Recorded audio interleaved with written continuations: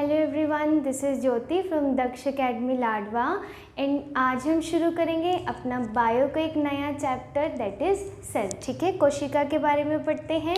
देखिए, सबसे पहले तो हमको ये पता होना चाहिए कि ये जो सेल वर्ड है इसका मतलब क्या है ना। ये जो सेल वर्ड है यानी कि कोशिका, इसका मतलब क्या है। देखिए, कोई भी लिविंग ऑर्गेनिज्म है, कोई भी बॉडी है, तो वो किससे मिलके बनी होती है? आपकी सेल से मिलके बनी होती है, कोशिका से मिलके बनी होती है ना। कोई भी लिविंग ऑर्गेनिज्म है या कोई भी बॉडी है, उसकी बेसिक यूनिट है ना, उसकी क्या भाई, उसकी बेसिक यूनिट वो किससे मिलके बनी होती है? आपकी सेल से। इसको एक सिंपल एग्जाम्पल से समझते हैं। जैसे कोई भी बिल्डिंग है ना, कोई भी बिल्डिंग है वो किससे मिलके बनी होती है? छोटी छोटी ब्रिक से मिलके बनी होती है, छोटी छोटी ईंटों से मिलके बनी होती है। इसी तरीके से जो हमारी पूरी की पूरी बॉडी है वो किससे मिलके बनी होती है? आपका number of trillions billions of cell से मिलकर बनी होती है। ठीक है, इसीलिए यहाँ से एक बेसिक डेफिनेशन आती है। इससे पहले सीखिए कि ये जो सेल वर्ड है ये ओरिजिनेट कहाँ से हुआ है ना। तो ये जो हमारा सेल वर्ड है ये हमारा लैटिन लैंग्वेज के सेल्यूलर वर्ड से ओरिजिनेट हुए। ठीक है, कहाँ से ओरिजिनेट हुआ है? लैटिन लैंग्वेज के सेल्यूलर वर्ड से ओरिजिनेट हुआ है, जिसका मतलब होता है लिटिल रूम। ठीक है, लिटिल रूम, या फिर आप कह सकते हो small box. Is that clear? ये कई बार एग्ज़ाम में पूछ लेते हैं। भाई एग्ज़ाम रेलिवेंट है कि जो सेल वर्ड है एक्चुअली में उसकी डिस्कवरी हुई कहाँ से? तो लैटिन लैंग्वेज के सेल्यूलर वर्ड से हुई, जिसका मतलब होता है लिटिल रूम या फिर स्मॉल बॉक्स। ठीक है, उसके बाद नेक्स्ट यहाँ से थोड़ा सा और बेसिक इसके बारे में जानते हैं कि लगभग कितनी सेल्स होती हैं हमारी बॉडी में। तो बात की जाए number of cells in our body, तो लगभग 10⁻14। ठीक है, कितनी नंबर ऑफ सेल्स हो जाती हैं? 10⁻14। ये मतलब एज अ एग्जैक्ट नंबर नहीं होता, आपको ये भी आ सकता है ट्रिलियंस ऑफ सेल हैं, बिलियंस ऑफ सेल हैं, तो ये चीज़ें। ठीक है, उसके बाद नेक्स्ट अगर यहाँ से बात की जाए, एक बेसिक डेफिनेशंस आती है सेल के बारे में, है ना।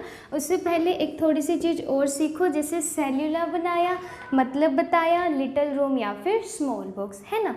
अगर बात की जाए कि इसी सेल का स्ट्रक्चर कैसा था, जो ये कहा गया कि सेल्यूलर वर्ड है यहाँ से बना, तो इस टाइम पे सेल का स्ट्रक्चर कुछ इस तरीके का था, यानी कि हनी कॉम्ब लाइक स्ट्रक्चर, मधुमक्खी के छत्ते के जैसा था। ये कैसा था भाई? Honeycomb like structure. ठीक है, हनी कॉम्ब लाइक स्ट्रक्चर। चलिए, this is all about the basic intro about the cell. क्या क्या सीखा यहाँ से कि सेल किसी भी लिविंग ऑर्गेनिज्म की, किसी भी जीव की क्या है, सबसे बेसिक यूनिट है। वो आपकी क्या कहलाती है? सेल। कहाँ से वर्ड ओरिजिनेट हुआ है? आपका जो सेल वर्ड है लैटिन लैंग्वेज के सेल्यूलर से ओरिजिनेट हुआ है, जिसका मतलब क्या है? लिटिल रूम या फिर स्मॉल बॉक्स। स्ट्रक्चर कैसा होता है? Honey like structure, sorry Honey comb like structure हो जाएगा, है ना। उसके बाद नेक्स्ट अगर यहाँ से बात की जाए कि फादर ऑफ सेल बायोलॉजी, यानी कि कोशिका विज्ञान का जनक किसको कहा जाएगा भाई? Very very important, father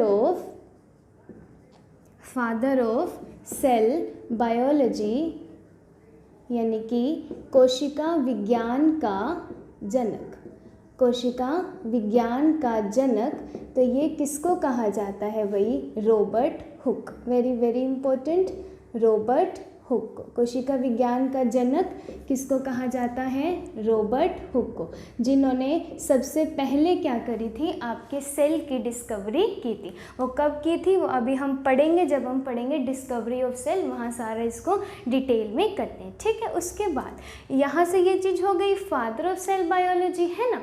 next अगर बात की जाए कि इस सेल वर्ड का यूज़ सबसे पहले किसने किया, ये क्वेश्चन तो हमको जनरली पता ही है, सबको पता है कि father of cell biology Robert Hooke हो जाएगा, है ना।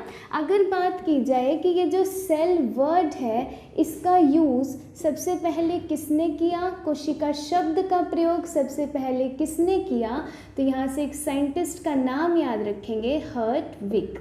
ठीक है, क्या नाम आ जाएगा भाई, हर्टविग। चलिए ये हो जाएगा हर्टविग। ओके, नेक्स्ट यहाँ से बात करते हैं, ये चीज़ हो जाती है। उसके बाद एक और इम्पोर्टेंट पॉइंट यहाँ से बनता है, आपने सेल के बारे में पढ़ रहे हो, है ना, तो स्टडी ऑफ सेल क्या हो जाएगा, स्टडी ऑफ सेल यानी कि कोशिका का अध्ययन क्या कहलाता है।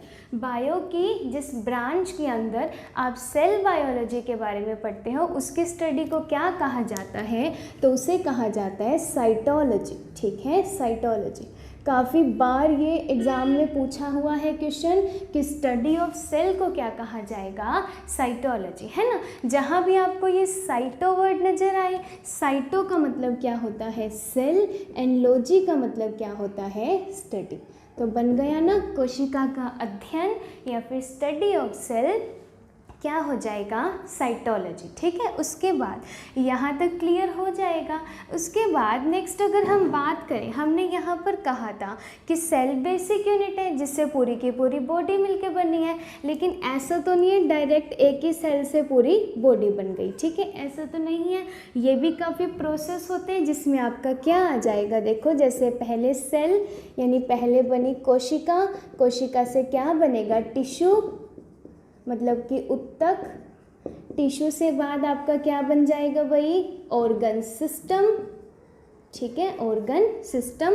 इसके बाद अनदर आपका क्या बन जाता है, बॉडी। ठीक है, या ऑर्गेनल कहो या यहाँ पर आ जाएगा बॉडी। तो ये एक छोटा सा प्रोसेस होता है हमारा। ठीक है ना। अगर बात की है स्टडी ऑफ सेल की तो साइटोलॉजी, लेकिन अगर बात की जाए टिश्यू के बारे में थोड़ा सा, टिश्यू क्या होता है, देखो भाई बंडल ऑफ सेल्स, यानी जब बहुत सारे सेल्स जो होते हैं वो इकट्ठे हो जाते हैं तो उसी को क्या कहा जाता है, टिश्यू।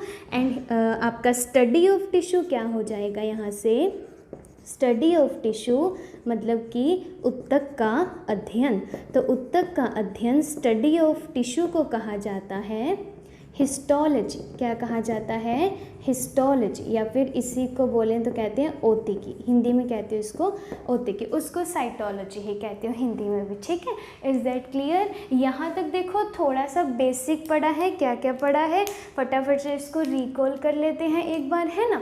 सबसे पहले आपने क्या याद रखना है कि बॉडी की आपका बेसिक यूनिट क्या कहलाता है, किसी भी लिविंग ऑर्गेनिज्म का सेल। एक तो हमें ये पॉइंट याद रखना है। दूसरा इम्पोर्टेंट क्या याद रखना है कि लैटिन लैंग्वेज के सेल्यूलर वर्ड से निकला है जिसका मतलब होता है लिटिल रूम या फिर स्मॉल बॉक्स। ठीक है, उसके बाद थर्ड पॉइंट आपको यहाँ से क्या याद रखना है, काफ़ी इम्पोर्टेंट, कि सेल वर्ड का यूज़ किसने किया था, हर्टविग ने किया था। ये भी बहुत इंपॉर्टेंट है भाई। Fourth, father of cell biology Robert Hooke. Next याद करोगे स्टडी ऑफ सेल क्या हो जाएगा, साइटोलॉजी। उसके बाद आपने यहाँ से करना है ये छोटा सा सीक्वेंस। नेक्स्ट करोगे स्टडी ऑफ टिश्यू, ये हो जाएगा हिस्टोलॉजी। बाकी टिश्यू के बारे में डिटेल इसी चैप्टर में डिस्कस करेंगे, है ना, मतलब सॉरी इससे अगले चैप्टर में डिस्कस करेंगे टिश्यू में। उसके बाद यहाँ तक ये हो जाता है ना। ये नेक्स्ट यहाँ से बात करते हैं भाई सेल की एक बेसिक सी डेफिनेशन के बारे में जहाँ से आपका क्वेश्चन बनता है ना। उससे पहले ना एक दो पॉइंट और लिखो।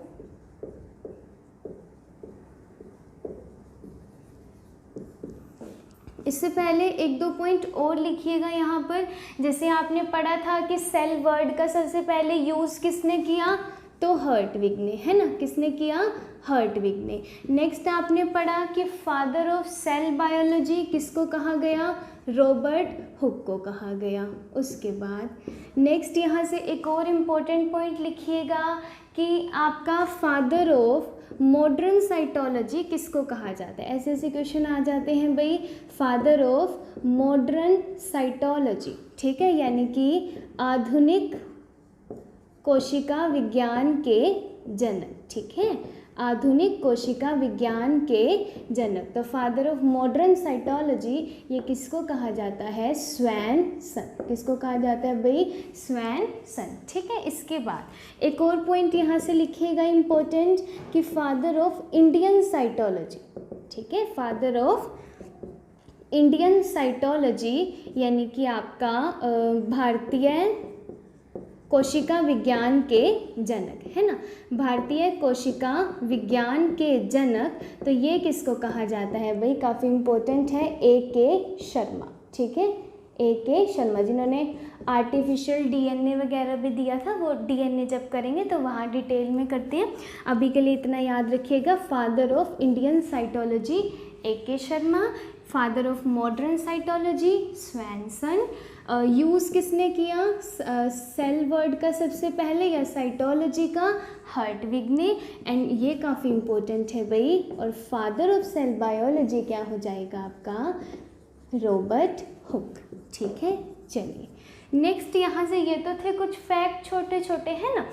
नेक्स्ट यहाँ से एक और चीज़ सीखते हैं पहले कि जो सेल है, कोशिका है, इसको हम दो पार्ट में डिवाइड करके पढ़ते हैं, ठीक है। देखो, एक तो हम पढ़ते हैं भाई यूनिसेल्यूलर, ठीक है, यूनिसेल्यूलर मतलब कि एक कोशिकीय, है ना। और दूसरा हम यहाँ से पढ़ते हैं मल्टी सेल्यूलर यानी कि बहुकोशिकीय।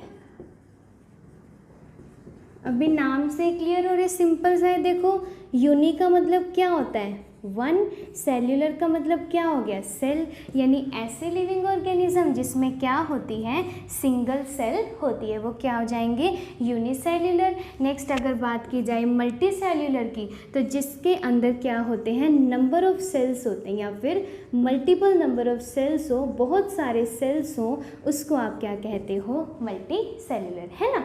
इसके ना एग्जाम्पल इंपॉर्टेंट होते हैं काफ़ी, वो लिखिएगा पहले। अगर हम यहाँ से बात करें एग्जाम्पल्स की, तो यूनिसेल्यूलर के एग्जाम्पल्स के अंडर आ जाएगा आपका एक तो सबसे इम्पोर्टेंट अमीबा, नेक्स्ट लिखिएगा पैरामीशियम, इनको हिंदी में भी यही बोलेंगे भाई, अमीबा हो गया, पैरामीशियम हो गया। एक और लिखिएगा ब्लू ग्रीन एल्गई, क्या लिखा? ब्लू ग्रीन एल्गई, इसको हिंदी में कहते हो नील हरित शैवाल, ठीक है, नील हरित शैवाल। अनदर एग्जाम्पल अगर लिखें तो एक लिख लीजिएगा साइनोबैक्टीरिया, ठीक है, साइनोबैक्टीरिया। तो ये किसके एग्जाम्पल हो जाते हैं? हमारे यूनिसेल्यूलर के। बहुत बहुत इंपॉर्टेंट है। डायरेक्ट क्वेश्चन कैसे आता है कि which of the following is example of the unicellular. आपको 4 ऑप्शन दे रखे होंगे, उसमें से अगर नाम पता होंगे तो आराम से बता सकते हो, है ना। तो क्या एग्जाम्पल याद रखोगे? अमीबा, पैरामीशियम, हिंदी में भी दोनों को यही कहते हैं, ब्लू ग्रीन एल्गई यानी नील हरित शैवाल, एक साइनोबैक्टीरिया, ठीक है। ये हो जाता है आपका यूनिसेल्यूलर। नेक्स्ट अगर बात करें मल्टी सेल्यूलर की, तो इसमें कौन कौन आ जाएंगे? जैसे आपका प्लांट्स हो गया, आपका एनिमल्स हो गया, है ना, ह्यूमन तो चलो इन्हीं की कैटेगरी में आ जाएगा, है ना। उसके बाद नेक्स्ट अगर यहाँ से बात करें, इतना तो हमें समझ में आ जाता है। उसके बाद सेल की एक बेसिक डेफिनेशन है भाई, जहाँ से क्वेश्चन बनता है, उसके बारे में पढ़ते हैं थोड़ा सा। देखिए, सबसे पहले यहाँ से लिखिएगा कि cell is structural and functional unit of life, ठीक है। क्या लिखेंगे यहाँ से? सेल इज़, इस डेफिनेशन का मतलब करते हैं पहले क्या होता है। Cell is structural and functional unit of life, यानी कि कोशिका जीवन की कार्यात्मक व संरचनात्मक इकाई है, ठीक है। कोशिका जीवन की कार्यात्मक व संरचनात्मक इकाई है, ठीक है। डेफिनेशन तो हमें पता है, अभी इसका मीनिंग सीखते हैं कि ये तो हमने कह दिया कि स्ट्रक्चरल एंड फंक्शनल यूनिट है, लेकिन कैसे है? तो देखो इस चीज़ को सीखते हैं। सबसे पहले अगर बात की जाए कि सेल जो है वो स्ट्रक्चरल यूनिट है ना, कैसी है? स्ट्रक्चरल यूनिट है, यानी कि संरचना बनाती है। तो इसको एक प्रोसेस से सीखिए। देखो, सबसे पहले अगर हम बात करें यहाँ से, आपको पता है कि जैसे आपका मेल गैमिट, सबसे पहले मेल गैमिट यानी कि स्पर्म, जिसको हिंदी में बोलते हो शुक्राणु। नेक्स्ट अगर बात करें फीमेल गैमिट, ठीक है, फीमेल गैमिट, यहाँ से क्या आ जाएगा आपका ओवम, जिसको कहते हो अंडाणु। तो जब ये स्पर्म और ओवम आपस में क्या होते हैं भाई, फर्टिलाइज्ड होते हैं। क्या होते हैं, फर्टिलाइज्ड होते हैं, मतलब इनमें क्या होता है, निषेचन होता है। तो यहाँ पर क्या बनता है आपका जाइगोट, ठीक है, क्या बन जाता है यहाँ पर, जाइगोट। चलिए, तो यहाँ से हमने एक चीज़ तो सीखी कि जो स्पर्म था देखो वो आपका कैसा था, सिंगल सेल था, यानी आपका यूनिसेल्युलर था। इसी तरीके से ओवम भी क्या था, सिंगल सेल था, लेकिन जब ये दोनों मिले, दोनों में फर्टिलाइजेशन हुआ, तो ये जो जाइगोट बना ये आपका क्या हो जाता है, मल्टी सेल्युलर।